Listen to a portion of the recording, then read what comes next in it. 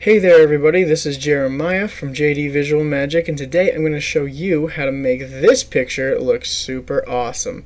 So the very first thing I did was, when I took the picture, I made sure I took a family picture like this in front of something green, because for some reason green makes everything in front of it in the foreground pop out. So anyways, let's get started on what to do. So up here in the whites, I don't really like how blown out it is, so I just instantly take the highlights and I drop them all the way.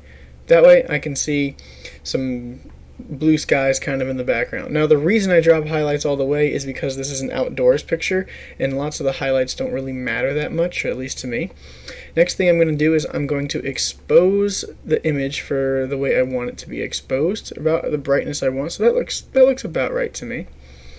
Then I am going to boost a little bit of the contrast because everyone looks a little bit washed out. And then in order to add a little bit more like contrast, but not like just with a contrast bar, kind of make some of these dark areas look a little darker and light areas look a little lighter, I'm going to go to the dehaze, because it almost kind of looks like there's a slight little white film over this. So if I go to the dehaze and bring it up, it kind of like puts a bit more definition into them. You see what I mean? So I'm going to do the dehaze right there. And then after that, let's warm it up, because we are in Florida after all, so I'll grab our temperature gauge and I'll bring that up. See how much life that adds?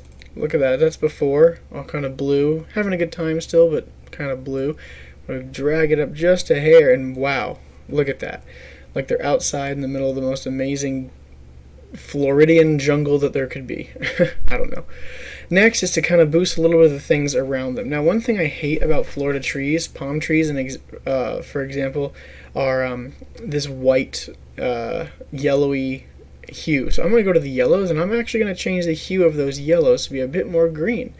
That way everything just kind of feels like a green, fun rainforest. Then I'm going to go to the greens, and I am also going to saturate those just a little bit and bring up the brightness just a little bit. It makes everything in the background pop as well. So the people in the foreground don't have a ton of light on them, and when I shot this I didn't use any kind of reflector or anything. So what I think I'm going to do in order to make them look a little more brighter but not brighten up the back is head over here to our shadows and boost those up a bit. There you go. Now they're looking a bit brighter. Now some of the spots on their hair now became a little too bright, so I'll go to the blacks because their hair is, mostly black, and I am going to pull those down. That way you get a little more definition in the hair. Little tips and tricks to making things look amazing. So this, sometimes, whether you want to or not, you can give it a bit more of a rosy feel. So if we move the magenta versus green up, we might be able to get more of a little bit of a rosy feel. But that looks a little too rosy. As you see, her hair is turning almost red. So I'm actually going to leave that just the way it is to start off with.